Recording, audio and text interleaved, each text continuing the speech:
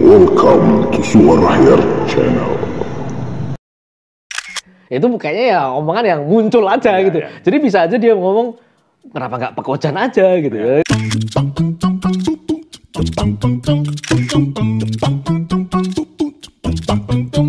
Jadi panitia dangdut, panitia remaja. Jadi sekuler profan itu campur.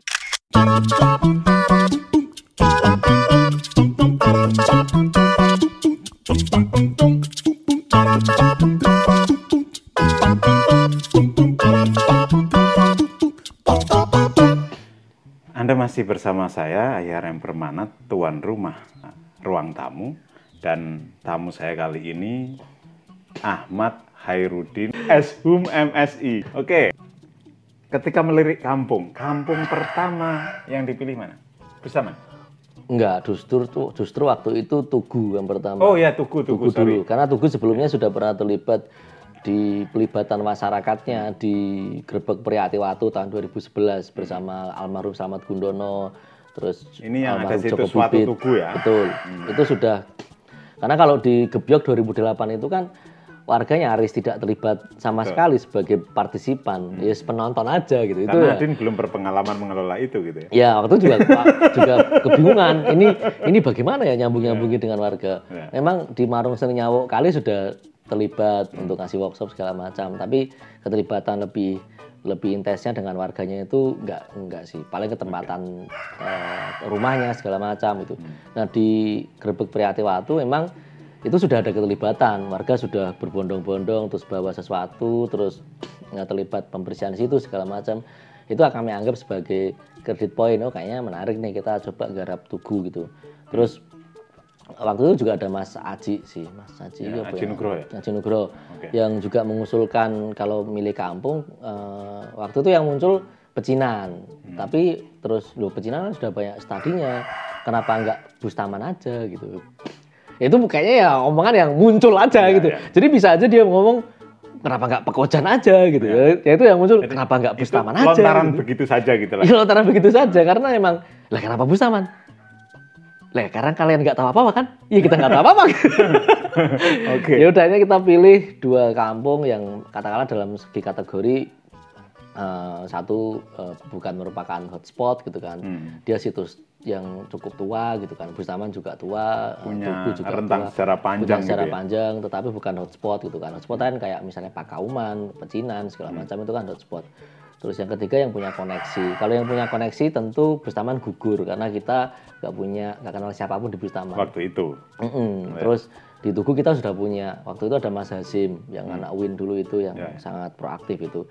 Ya sudah kita pilih Tugu karena ada kontak juga, itu lebih memudahkan, lebih masuk akal. Terus kita gambling, ya udah kita coba kamu yang kita nggak kenal sama sekali nih, kita bisa ngapain nih?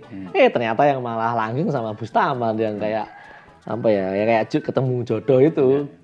Chemistry-nya masuk gitu ya. Chemistry-nya masuk. Termasuk di Rembang pun di Sekararum bukan karena saya asli Sekararum. Jadi kalau saya membandingkan seluruh jaringan kampung yang sekarang berprogres hari ini itu yang paling masif justru malah di Sekararum. Bukan saya membanggakan kampung sendiri enggak. Apa-apa. Tapi memang beneran itu sosnya itu memang kerjanya cepet banget gitu dan antusias dan kita geber dari 2018 sampai sekarang kegiatan ada terus gitu. Anak-anak mudanya tertarik gitu ya. Iya, jadi kalau kami biasanya apa progres di Sekararum yang menarik sebelum Nginguk Gidok? Jadi acaranya kalau di sana Nginguk Gidok ya. Sebelum Nginguk Gidok dan sesudah Nginguk Gidok berjalan, apa sesuatu yang menurut Adin keren nih? Jadi gini, Nginguk Gidok itu kan pertama dipicu oleh ketidakpercayaan orang-orang tua di kampung karena anak muda yang memaksakan kehendak untuk memungut biaya iuran dangdutan. Jadi anak-anak muda itu pasti setiap kita ada sedekah bumi atau Idul Fitri itu biasanya akan ditarik iuran per kepala, mau kerja mau enggak itu bisa sampai 500 sampai 1 juta. Waktu itu 500 ribu kalau nggak salah. Untuk nanggap dangdut. Jadi kalau misalnya orang kalau wis kepepet itu udah ini segala cara pokoknya ada tangi orang tuanya dan nggak punya malu juga misalnya pokoknya ya gimana kalau nggak ya paling ya dicim sama teman-temannya yang lain gitu loh. Kalau nggak bayar lah kira-kira gitulah. Jadi Itu kan jadi ada semacam kayak kekecewaan. Ini anak muda kerjanya hanya hura-hura, hanya ngabisin duit, nggak signifikan gitu-gitulah. Nah terus kita tantang, udahlah kalau gitu bisa nggak anak-anak muda kita bikin satu event yang tanpa keluar budget sama sekali. Maksudnya budgetnya sangat diminimalisir gitu loh. Seniman bisa kita bantu, kita datangkan teman-teman untuk ngasih workshop segala macam. Terus nanti teman-teman yang di kampung coba bikin ini aja kayak tempat menginap, terus makan ditanggung sama anak-anak. Barternya kayak gitu. Dan seniman tidak harus bikin karya di sana. Seniman bisa kamu nggak ngapa-ngapain, hanya nonton gitu. Yang penting bergaul. Karena waktu itu targetnya temanya kan kontak kebudayaan. Jadi kami pengen membuka mata masing-masing dari teman-teman bahwa ada realitas yang berbeda, nggak cuma nonton dangdut, nggak cuma opo. Nanti kalau pergaulan kita makin kompleks kan pengetahuannya makin kompleks juga. Itu yang kami tawarkan. Nanti bisa milih gitu ya, aktivitas apa yang mau dibikin. Ya. Nah dari sana kemudian kita ngerti bahwa ternyata ketika diaktifasi banyak yang support dan kerjanya cepet. Terus progres-progres yang bisa kita lihat dari ini misalnya mereka punya waktu itu kita tidak punya tempat nongkrong, akhirnya bikin kayak sanggar kecil gitu, bukan sanggar ya, kayak pos ronda itulah, kayak dari cangkruan gitu. Cangkruk dari bambu itu dari warga. Setelah kita melakukan analisis dulu kayak kebutuhannya apa sih. Jadi kita mulai mendefinisikan ulang Sukabumi penting nggak sih, kenapa harus dilakukan, kenapa harus begini, harus begitu, itu dipertanyakan semua. Nah itu sampai misalnya kita juga ngundang waktu itu Pak Lurah untuk menjelaskan visi kampung apa, dan Pak Lurah agak kemana-mana. Terus kan yang menilai akhirnya teman-teman loh, berarti ini yang paham kampung siapa sih sebetulnya gitu. Nah itu kan mereka mulai terbiasa menganalisis hal-hal semacam itu. Terus akhirnya dipilah beberapa program, oh kita perlu tempat nongkrong, akhirnya bikin tempat nongkrong. Terus karena kita mengaktifasi punden-punden dan situs-situs yang terbengkalai gitu kan ada beberapa punden yang sudah mati gitu kan. Nah itu atau tempat-tempat keramat itu juga mengkhawatirkan warga. Nah itu dianggap bid'ah, dianggap syirik. Terus akhirnya dari aktivitas itu untuk melokalisir ke isu-isu yang nggak penting, akhirnya dibentuklah Ikatan Remaja Masjid yang panitianya juga panitian dangdut itu juga gitu. Jadi panitia dangdut, panitia remaja masjid. Jadi sekuler profan itu campur sama yang ini menarik ya. Ini realitas gitu ya. Realitas. Jadi kapan joget, kapan... Betul. Jadi dari Irmas itu kemudian lahir kelompok musik yang kayak Romo Budi gitu loh. Aku juga nggak tahu anak-anak bisa. Gitu ya? Bener, aku juga nggak ngerti. Ya, anak belajar dari mana? Orang kita nggak pernah ngundang Kiai Budi. Mungkin Kiai Budi perlu kita ajak ke sana sekali-kali ngelihat anak-anak ini atau sekalian kolaborasi. Karena itu kapan ya? Karena itu kayak nggak tahu aku itu katanya ada yang ngajari terus yang ngelola pengajian, terus zakat, itu anak-anak. Terus dari sana juga karena di Irmas kan, terus terlibat di dalam aktivitas zakat dan puasa, terbentuklah kelompok musik bambu yang juga sekarang kadang-kadang juga diundang untuk parade kampung atau karnaval dan dibayar meskipun nggak banyak gitu. Serupa angklung gitu? Enggak, ya bambu aja kayak tongtonglet itu Mas. Oh iya. Itu ada. Terus dari sana juga kita muncul nama-nama yang ternyata suaranya juga cukup bagus dan jadi biduan juga gitu. Maksudnya kayak ya mau nyanyi dangdut juga mau gitu. Terus bikin juga karena di sana ada gamelan nganggur. Kadang-kadang anak-anak juga dikasih akses untuk latihan. Jadi aktivitas kembali lebih dinamis dan bukan hanya fokus misalnya setiap tahun harus nanggap dangdut, bukan hanya fokus itu gitu ya. Nanggap dangdut itu nggak bisa dihilangkan dan ya sudahlah kita tetap support lah, itu bagian dari perayaan. Kalau di ini orang nanggap DJ apa salahnya gitu. Itu kan kalau kita justru melawan itu malah ada banyak aktivitas lain gitu betul. yang itu proses pergaulan yang terjadi karena ya. Bermula dari Ngiyuk Kidok. Iya, terus mulai muncul kayak warung-warung juga yang teman-teman yang kita kan juga bertanya-tanya kan dengan mengkomparasi kan ada 3 desa kan, Sekararo, Megulung sama Jasem. Megulung itu rata-rata anak mudanya pergi ke laut, padahal jarak laut itu 10 kilo. Terus yang Jasem itu rata-rata entrepreneur karena ada pasar kan. Sementara kita di Sekararo itu banyak yang merantau. Jadi 3 desa yang berdekatan dengan bentang alam yang sama, sawahnya tak ada hujan, mata pencahariannya beda-beda. Jadi kita bertanya-tanya sebenarnya sawah kita masalahnya apa sih? Kenapa kita pergi terus? Akhirnya muncul yang kedua itu yang Ngiyuk Kidok itu, ayo pulang-pulang kita lihat paling nggak kontribusi dong buat kampung kalian gitu. meskipun tidak harus tinggal di sana gitu. Nah, mulai mengidentifikasi nama-nama yang dari kampung itu. Jadi satu dusunku tuh Mas ada S1 pedalangan murni. Jadi dalang dia dalang. Oh, Ada S2 tari yang di UNES itu si Aan itu, terus Bagus Topi Kuruman. Nah, itu teater ya toh. Terus Bagus sih sak kampungmu tuh ternyata. sama Mas. Wis sak dusun Mas. Sak dusun Mas. Aku nggak ngerti. Saya kenal Bagus, kenal Adin, tapi nggak ngerti nek jebulannya sak kampung. Sak kampung. Terus Berto itu dia mengelaborasi grafis dan tulisannya bagus di sekarang di Jogja itu juga orangnya itu satu dusun. Bukan. Abira Harja di Facebook.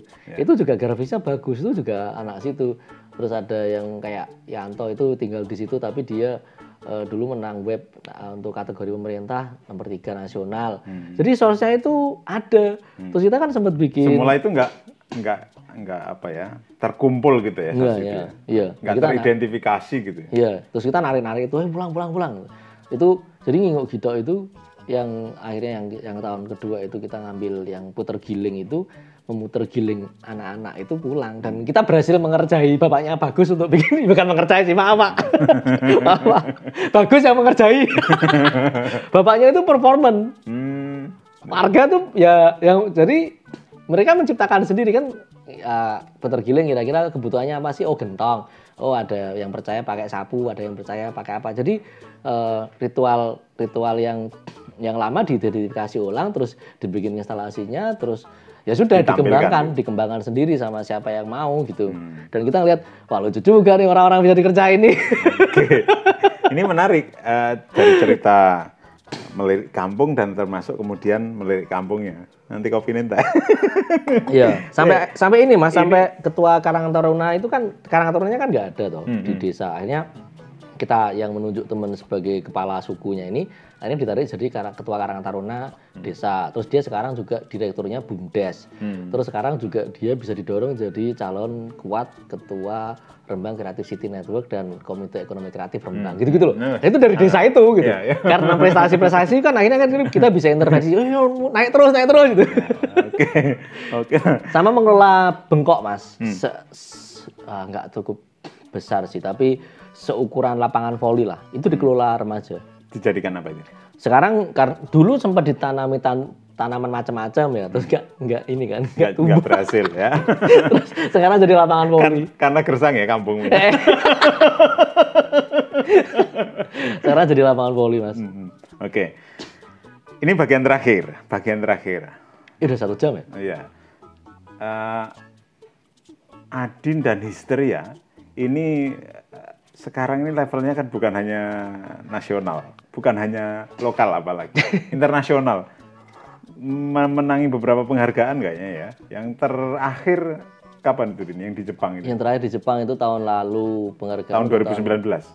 Tahun 2000 awardnya tahun 2000 untuk 2019 tapi penerimanya 2020. Oke. Tapi belum awal-awal pandemi itu ya? Awal pandemi Februari Maret lah. Ya, oke. Menjelang Maret. Apa itu? Di bidang apa itu? Nah, ini lucu sih. Kalau di bidangnya sebetulnya di bidang sains, teknologi dan art gitu sih.